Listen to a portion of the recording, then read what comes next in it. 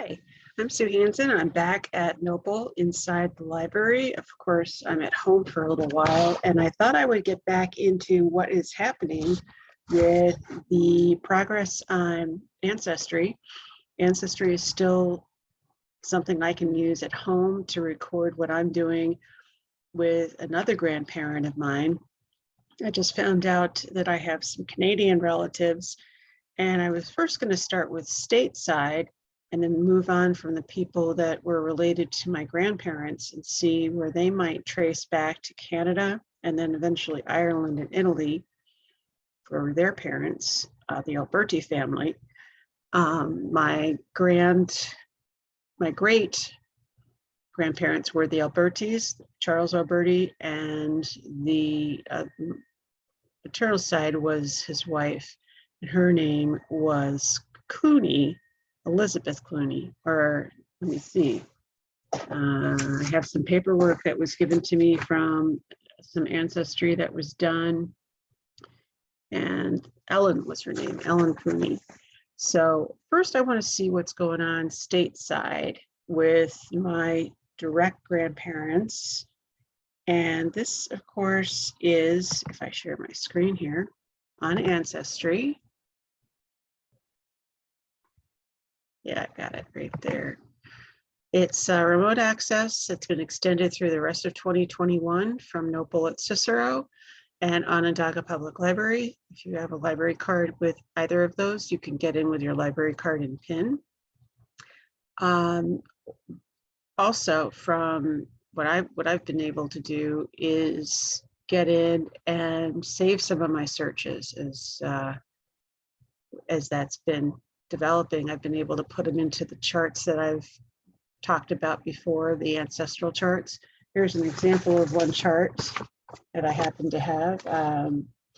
And these are also available on the Ancestry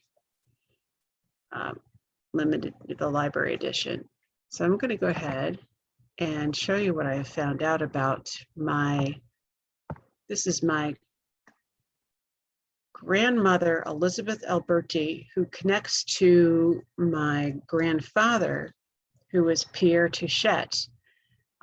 They were married, and what I did was I found the marriage, and then I went back to find out that they were married in New York, and she lived in New York, and I was able to connect her to the census that shows where she lived.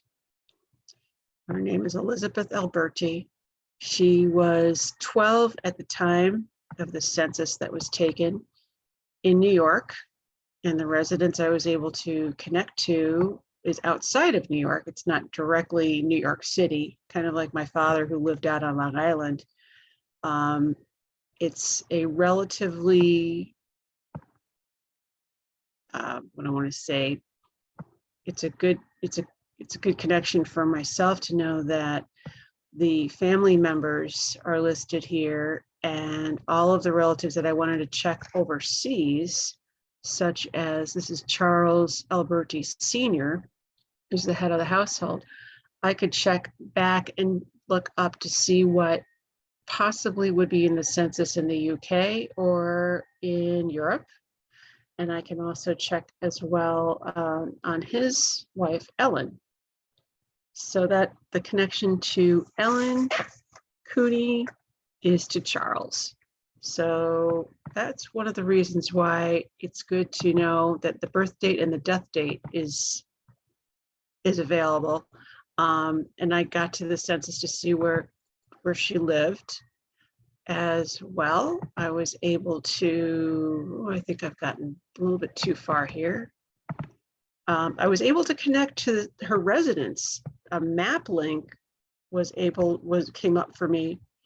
And this is the residence in Great Neck, New York. She didn't live, of course, in the city, but in the region of New York City, in New York.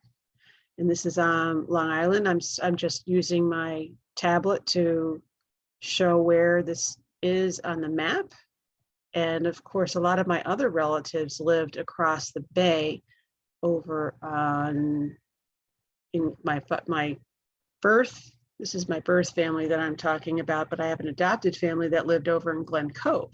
So a lot of family members that happen to have crossed over and never would have known each other had they not saved records, and ancestors can look back and say, wow, not so far away did I have a birth family that was right there on Long Island, which is my exciting story. And as an adult, I got to find out that maybe you might have crossed over into, on the other side of the bay, so to speak. So it's really interesting to know that you can connect to maps now from the census. I was able to do that with my grandmother, Elizabeth Alberti, to search, of course, the way we've been searching, putting in her name, her date of birth, and the date of death. She was born in 1913 and died in her 70s in 1991 in her 70s. So I was able to corroborate that information and get even further into what I need to do to find some relatives in the next search, which would be hopefully UK records or Europe. And it's been nice going along with you on Ancestry. Have a great day.